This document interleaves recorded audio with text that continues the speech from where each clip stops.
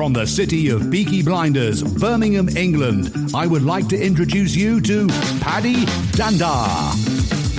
As the world becomes more automated and the robots take over, it's imperative that we build the right human skills for the future. So pull up a chair, grab a samosa or two, and make yourself very uncomfortable.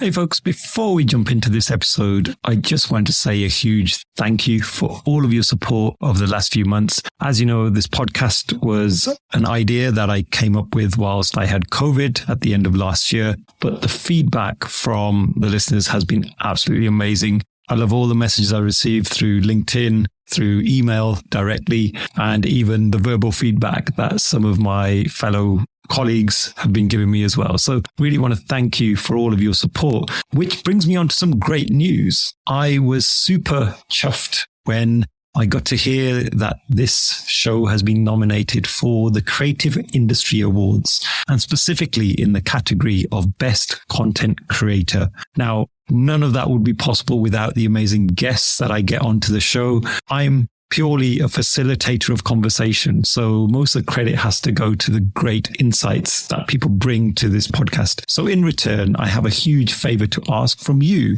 If you could please cast your votes for me following the link in the description on whichever platform you're listening or watching this podcast episode on, that would be hugely appreciated. I have no expectation of winning any award. However, it would be great to be able to ramp up some support. And votes close on midnight on the 28th of August. So please do get in your votes before then. So if you click on the link, scroll down to the Best Content Creator section, and you'll see my name somewhere in the list. And then if you submit your vote, that would be much appreciated. And thank you once again for supporting the podcast. Now, let's jump into the episode. Hey folks, thank you for joining us for another episode of the Superpower School podcast. I'm your host, Paddy Danda. And today I have the amazing Todd Cherches, who's the CEO and co-founder of BigBlueGumball, an innovative New York-based leadership development and executive coaching firm. He's a member of Marshall Goldsmith's MG100 coaches. Todd was nominated by Thinkers 50 as one of the 8 global finalists for their 2021 Distinguished Achievement Award for Leadership. He's also currently ranked number 37 on the Thinkers 360 list of the top 50 global thought leaders and influencers in the field of management, as well as number 17 in the field of design thinking. Todd is a 3-time award-winning adjunct professor of leadership at NYU in their School of Professional Studies division of programs in business, as well as a lecturer on leadership in various programs at Columbia University. Lastly, Todd is a TEDx speaker. He has an amazing talk called The Power of Visual Thinking. And he is the author of the groundbreaking book, Visual Leadership, which I have right here, which is all about leveraging the power of visual thinking in leadership and in life, which was published in 2020. So without further ado, I want to welcome the amazing Todd Cherches to this episode. Hey, Todd, how you doing? Paddy, great to be with you. It was visual thinking that brought us together across the pond. So yes, definitely. Yeah. And do you know something, Todd? That's probably the biggest and longest intro I've ever done on this show. So it just shows the amount of accolades that you've got. I'm just old and I've been around for a really long time. So it could be one or the other or both. The last bit I missed off there was I feel like we are friends as well, because I'm really grateful for this connection. And we've had you on the Visual Jam. Those of the listeners that follow myself and the amazing Grant Wright on the Visual Jam, which is a visual thinking community that we co-host. You've been a guest on there as well. So we've had lots of interaction before today. Yes. Yeah, through social media and LinkedIn. It's like, it feels like juggling between you and Grant and a number of other people who I met on the Visual Jam. It's like we have this amazing global community of visual thinkers, visual communicators. My focus on visual leadership, as is in the title of my book. So yeah, it's all about how do you get people to see what you're saying? And that's one of the things that brings us together. And yeah, we formed this friendships, personal friendships, which have been really nice as well.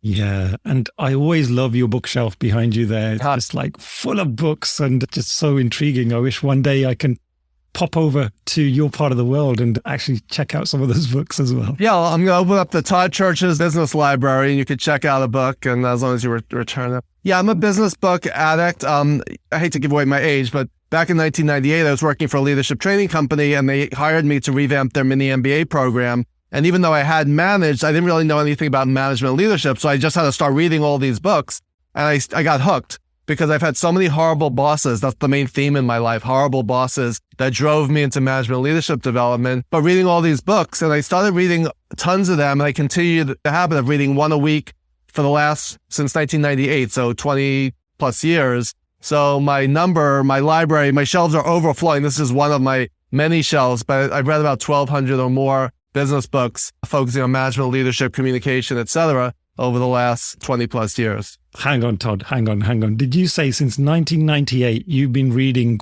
at least one book a week? Yes. Yeah. Some weeks I've read 2 or 3. Other weeks I may have skipped. Some of the longer books, like Adam Grant's book, Think Again, will take a couple of weeks to get through. But I'm always juggling 2 or 3 at one time. But sometimes on a weekend I'll read 3 books. So that's the average, though, 50 a year over 22 years. Whatever. I wasn't a math major. I was an English literature major. So whatever that works out to be, you could do the math. So it's phenomenal regardless of the numbers. So that's fantastic. So Todd, let's focus on your career and the lead up to the book. So could you share your background? And I'd love to know where it all started. Sure. Well, actually, speaking of visuals, this is my visual bio. This is my resume in a visual stepladder form. So I'm not going to walk you through all 30 plus years. Actually, I'll go back to age 5. So in my TED Talk, and in my book, I mentioned when people would ask me, Todd, what do you want to be when you grow up? I would say, I want to be Superman. And you're wearing my shirt, and I happen to have my Superman mug right here.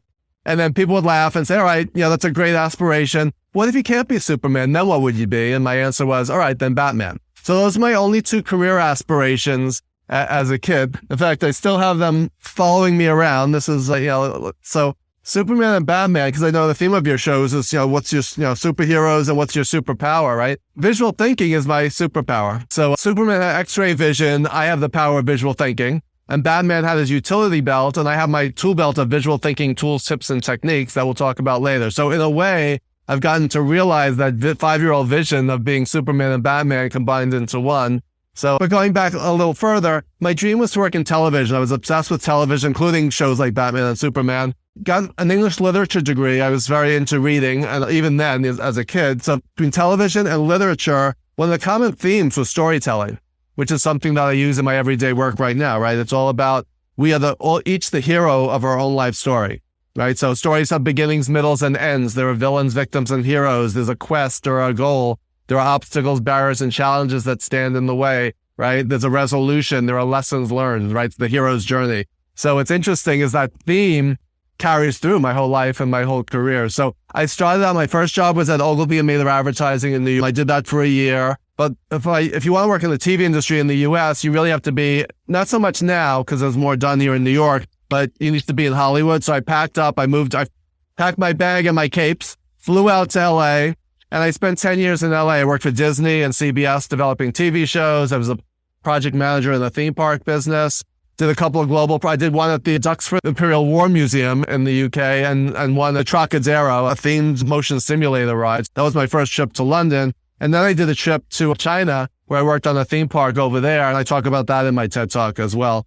So after 10 years in LA, I decided to move back to New York. And that's where I got into management leadership, because the main theme in my life up until that point had been horrible bosses, toxic cultures, bad bosses, no leadership. So once I started realizing there are all these books written about leadership, I just got hooked and obsessed. And that's what I do today, executive coaching and management leadership training. So that's my career journey in a nutshell, which is a metaphor, by the way, which we'll be talking about shortly.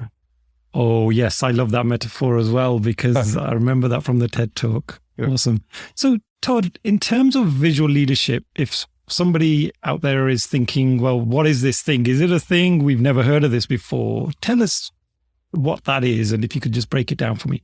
Sure. Visual leadership, very simply, is the application of visual thinking to the practice of leadership. So to use a visual, for those who are watching the video, it's, if you picture a Venn diagram, it's basically, how do I use visual thinking and visual communication to manage and to lead, right? And we could talk about the different ways to do that. But so often, what is visual thinking as opposed to just thinking? People often ask that question. A lot of times we think in terms of lists or numbers. I always talk about 3 F's: facts, figures, and feelings, right? People are not motivated by facts and figures. They're motivated by their feelings. So as a leader, if you try to motivate people just by, here are the facts and here are the numbers, that's not very inspirational. People are motivated by a vision. And if you think about the word vision as it relates to everything we're talking about, visual leadership, visual thinking, visual communication, it's about seeing, right? It's about seeing a future state that is different from and better than the current reality. And then your job as a leader is to turn that vision into reality, right? So if you look at the word visual leadership, and I actually got the word patented. So I submitted it to the U.S. Patent Office. It was rejected twice. The third time they approved it.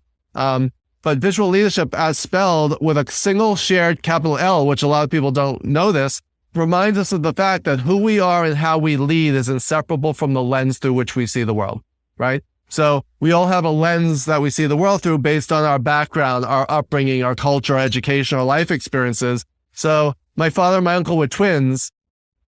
They had genetic similarities, grew up in the same household, and yet they saw the world in a very different way, right? So the other aspect is the rainbow eye on the cover of the book represents the fact that just as no one in the world has this color eye, no one in the world sees the world through the same lens that you do. So those are just a few thoughts to keep in mind. And if you think about your vision for the future, whether it's a personal vision or an organizational vision, it's about, what do I want the future to look like? What do I want to see change, different, and better? Oh, that's so deep in terms of the cover you talked about there. I love that whole concept of the lens and the eye. And in the context of the book, when we say leadership, do we mean those senior people in organizations or other? What's your definition? Yeah, that's a great question. I teach leadership at NYU in Columbia. In the very first session, I asked the class, just for curiosity, how many people here are leaders? Show of hands. No one raises their hand. And what I say is, by the end of tonight, I'm going to ask the same question, and you're all going to be raising your hand because we're going to redefine what it means to be a leader, right? Being a leader is not about a title. We know a lot of people who have lofty titles who are awful leaders, and people have no titles who are amazing leaders. Leadership is about having a vision. It's about inspiring others. It's about creating followership. It's about changing the world. So even if you're just leading your own life and managing your own life, you are a manager and a leader, right? So even if you don't have direct reports or anything. So just by starting from there, then you could say, all right, how can I be the best manager and leader I could be? Starting from the point of, I need to manage and lead my life more effectively. And we could do that more effectively through using the power of visuals and visual communication. Got it. And visual leadership, then, if you had to break that down, is it a framework? Is it a bunch of techniques? Is it a mindset? It's all of those things. It's a way of thinking. It's an approach. It's a philosophy. It's about keeping in mind that lens. One of my other concepts related to the lens of the eye on the cover of the book, in addition to the rainbow eye, is what I call flipping the eye. And this is a concept I came up with after I wrote the book, so it's not in the book. Sometimes people say, where is flipping the eye in your book? It's not in there because I thought of that afterwards. Flipping the eye basically just means you need to turn that eye on yourself, almost like as if it's a mirror. Look internally, question your biases, your assumptions, your belief systems.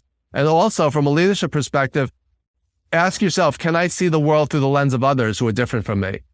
In the spirit of diversity and inclusion, belonging, equity, I need to be able to see the world from multiple perspectives. So that's one of the key concepts. So it's all of those things. And then it's an approach and a framework, which I break down into, when people say, all right, how do I do this? Right? You explain what it is and why it's so important and valuable. So now how do I do it? I break it down to 4 areas. Though they're not independent, when used in combination, they're even more effective. And those 4 categories are, if people want to write this down, category 1 is using visual imagery and or drawing, right? That's about getting an idea out of your head and creating some visual representation that you could take in with your eye. And I know you're big on drawing, and the visual thinking VizJam community is very big on that. That's just one way. It could be using a picture. It could be using a prop. It could be using, for example, if I'm talking about, if you can wave a magic wand and change one thing about you, what would it be, right? What's the first idea that pops into your head when I mention the word leadership?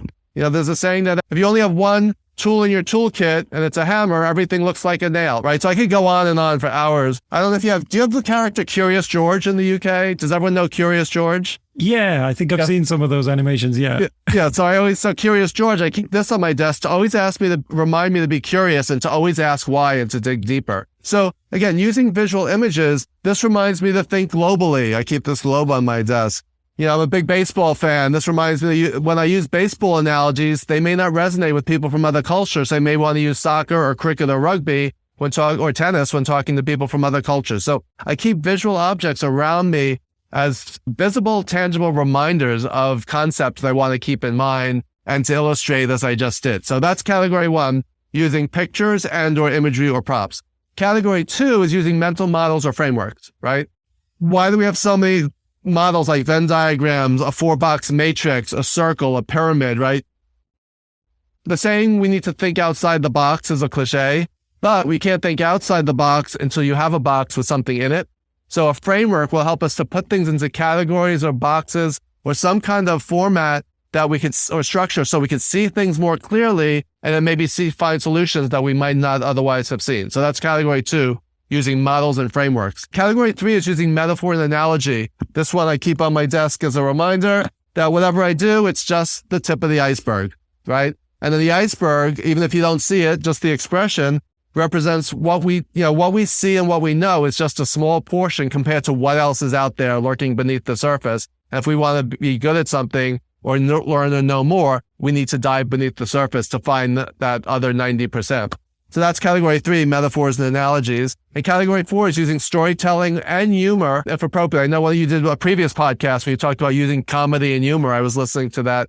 And so storytelling, as we mentioned, stories have beginnings, middles, and ends. You're the hero of your life story. If someone said, Paddy, how was your day yesterday? And you say, you wouldn't believe what happened to me. And you launch into a story. So a lot of times people say, I'm not a storyteller, but we're all storytellers. We're all wired for visuals and we're all wired for story. That's just what it is to be human. So if you can leverage these things with more intention and purpose, you can be even more effective. So there's just a few. So that's my framework. And when used in combination, you can be really effective using these visual techniques.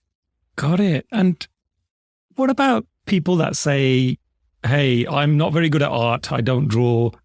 For those folks out there, can they still be a visual leader, even though they may not have those artistic skills? Yes, definitely. I'd say, we're all, as humans, we're wired for visuals and for story. So even if you say, like I can't draw, I always say if you suffer from ICD, which is I can't draw syndrome, I'm sure you can still draw a square, a circle, a triangle, a stick figure, right?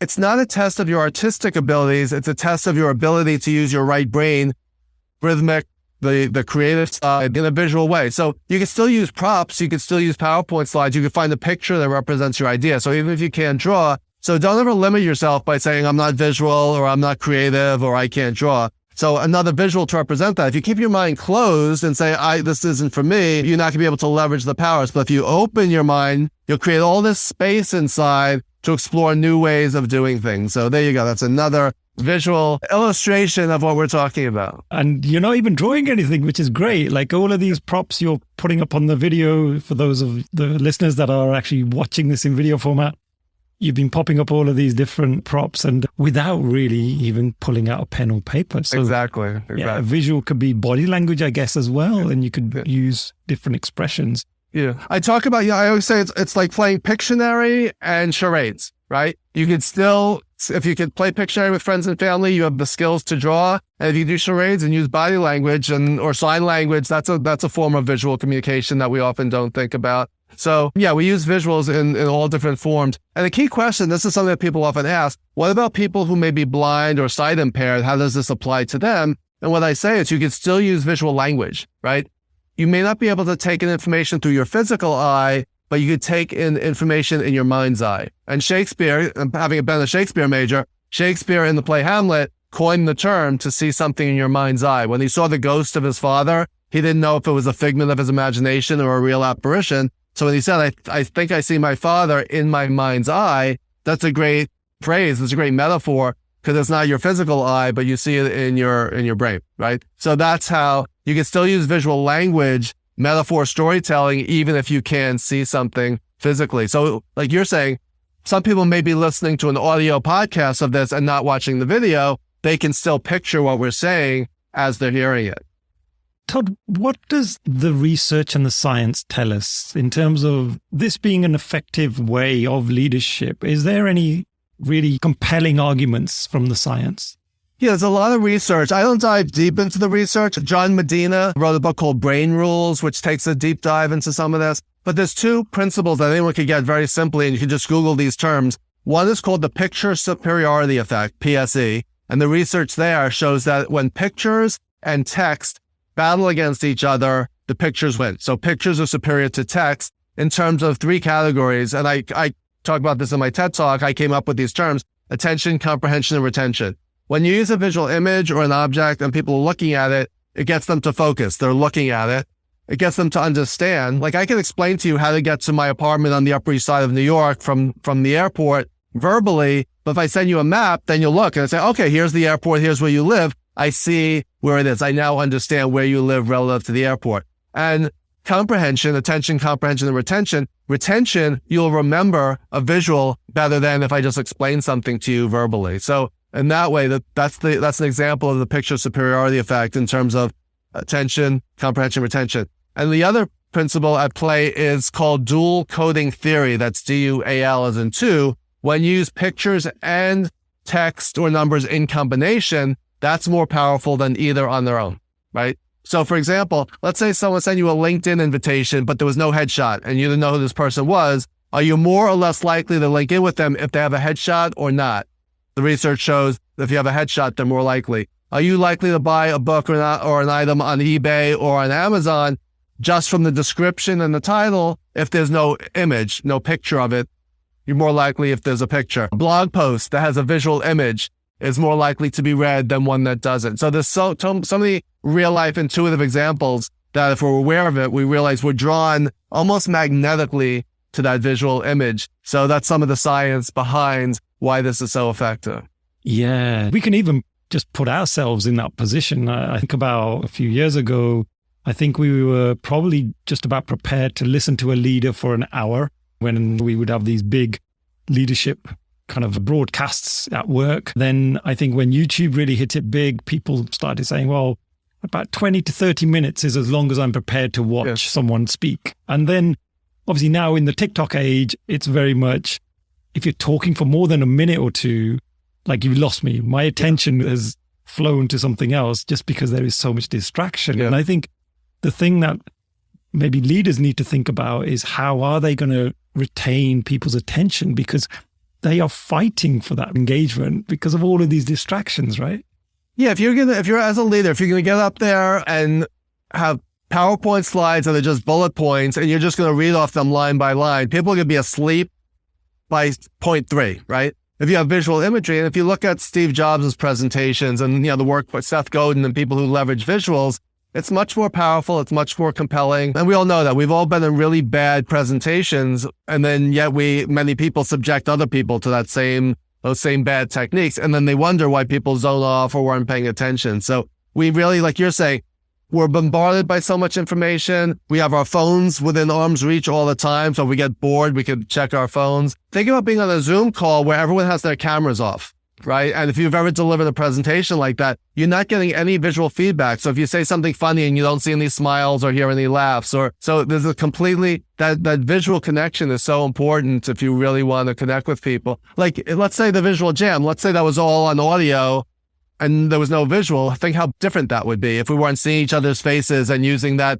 I forget whether the whiteboards and the maps and all that kind of stuff and moving Post-its around. That we engage people through visuals, through activity, through experiential learning. And then leaders wonder why people are bored or disconnected because they're not leveraging these techniques effectively. Yeah, no, absolutely. I remember when we first went into lockdown, I had to deliver some training with a cohort of about 12 people, and they were from different countries. And for 2 whole days, I literally had to speak to their avatars because nobody wanted to put on their camera. And I was trying to encourage people to put them on, but I couldn't mandate it. It was something that we couldn't mandate. And you appreciate there are times when people can't put them on because of maybe bad bandwidth or other reasons.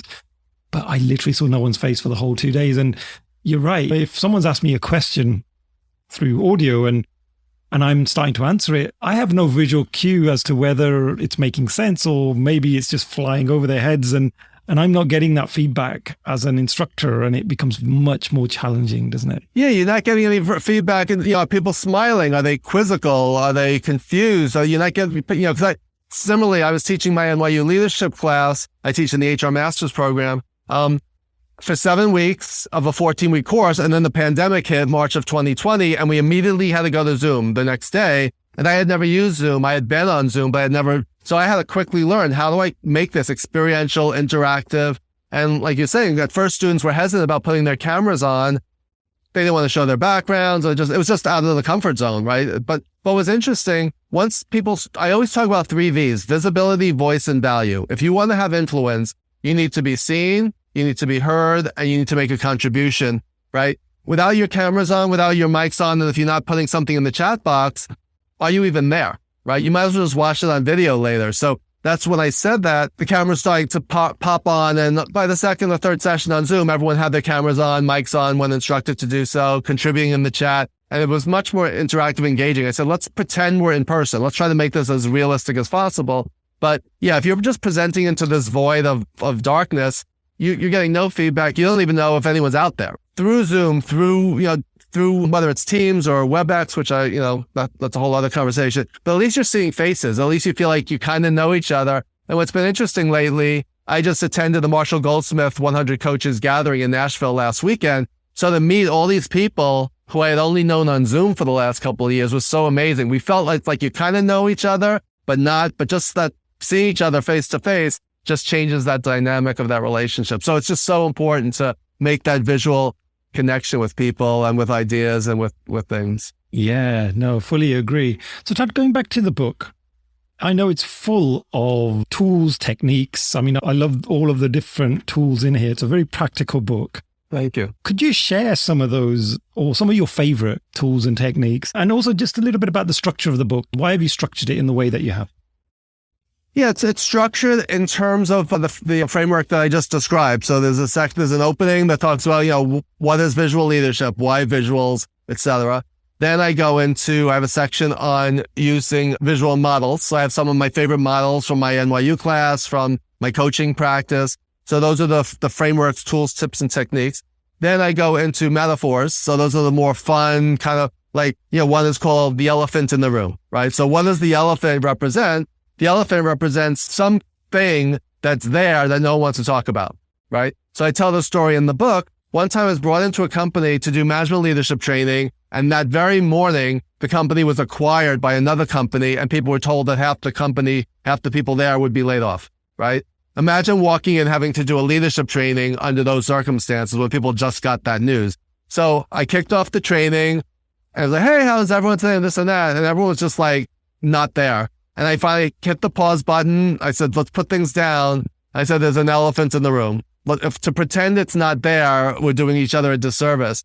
We had a conversation. How are people feeling? How are you going to be impacted? And one of the things that came out of it was that if you are one of the people who's going to be laid off, this training is not less important. It's more important because you're going to start going for other job interviews. You're going to start needing to sell yourself, come across as a leader. So once we addressed the elephant in the room and reframed it as, hey, you're going to need this whether you're here or not, I got everyone on board with the training and it went great, right? So, but if you don't address the elephant in the room, then it's just this gigantic thing taking up space and it's an obstruction and it's a distraction. So just that metaphor of what's the elephant in the room reminds us of, we're trying to focus on something, but is there anything external that we brought in with us that may be blocking us or standing in the way? Right? So that's just one of many examples. So one of my other metaphors I call yellow ball leadership. When I was growing up, I would throw a red ball, a yellow ball, and a green ball. And I would tell my dog to bring back the yellow ball. And she would bring it back. And people would say, oh, she's so smart. She always brought back the yellow ball for whatever reason. It had nothing to do with the color. It was like a different texture. There was a bell inside and she loved that yellow ball. So the metaphor there is if you want to, as a manager, set your people up for success, what is that person's yellow ball? What's the thing that if you say go for it, they're going to go for it and bring it back and focus their attention on, right? So started out with my dog from when I was a kid and this little story, but the metaphor is what is this thing that's going to motivate and inspire you, even without being told to do so, right? So again, those are just a few examples of some of the metaphors I use. And then in the story section, it's some of my favorite stories about just life lessons that happened to me, getting things that people to think about. What are the stories of your life, and the fact that your future life story is unwritten and you hold the pen, right? So if you want to change your future story, pick up a pen and write a different ending and figure out how you're going to get there. So there's just a few examples from the book and some of how it's framed and some of the content. Excellent. So if somebody was interested in the book and they read it cover to cover, what change are you hoping that they will make in their life? Yeah, well, one is just being more aware. Like, a lot of what I'm talking about is common sense, but there's a saying by the Revolutionary War guy, Thomas Paine, who said that common sense is not always common practice. Just because we know this stuff doesn't necessarily mean that we're going to use it or use it effectively or use it in different ways. So one is it makes you hyper aware of not only when you're using visuals, but when other people, for example, color, color coding. Color is all around us. In the UK, again, this is like one of the cultural things. What are the colors of a stop traffic light? Are they yellow, red, and green, just like in the US? Yeah. Okay. So imagine if you went to another country where it was not yellow, red, and green, but it was purple, orange, and, brown. Mm-hmm. How would you know which was stop, which was go, which was right? So color coding is so embedded culturally that it's a shorthand, and yet in another culture, in another language, things might be very different, right? So we always say that we're divided by a common language. Something not just spelling, but meanings in different languages and different cultures. So being aware of the colors around us, of frameworks, of how things are done, symbols, that's a big thing about symbols. So if we're more visually aware, we're going to be more visually intelligent. And then secondly, we can be more strategic, purposeful, and effective if we use our visual language and visual communication more effectively. So that's the main thing. If people read this and say, oh, something happened to me and that reminded me of that chapter from your book, then it changes behavior. It changes the way we do things. So that's the main desired outcome, to make everyone a more astute and aware visual thinker so you can be more effective and more successful. One of my favorite activities, actually, you ran this in the Visual Jam, was when you asked the audience to picture of a leader and you got them to draw. Tell us more about that. Yeah, I actually got this exercise idea from a New York Times article. I say, you have 2 minutes, draw a leader. What does a leader look like? And what we find is 80% of people draw a middle-aged white male or an image that looks like, even if it's a stick figure, it tends to be male, tends to be someone who's tall. It tends to be someone with big ears that visually represents, not literally, but represents listening. A lot of times people draw a watch, represents time management. They draw like a speaking bubble, represents speaking, and but what does that say if when you have 2 minutes to think about it, you draw a picture of a middle-aged white male? If that's our image of what a leader looks like, how does that impact hiring, promotion, that visibility, voice, and value I just talked about? Who gets listened to and heard? So if we want to change the reality, we need to change our mental image of what leadership is and what it looks like. So even women, a lot of times women will kick themselves saying, I can't believe I'm so big on, women's empowerment and women leadership. And yet, why did I draw a middle-aged white male when I thought of a leader? And it's usually someone in a business suit with a tie. And, most of us are not wearing ties anymore these days, but yet that's our image of what leadership is supposed to look like. So that's a great exercise that subconsciously we all have assumptions, biases, unconscious biases, and we need to bring those to the surface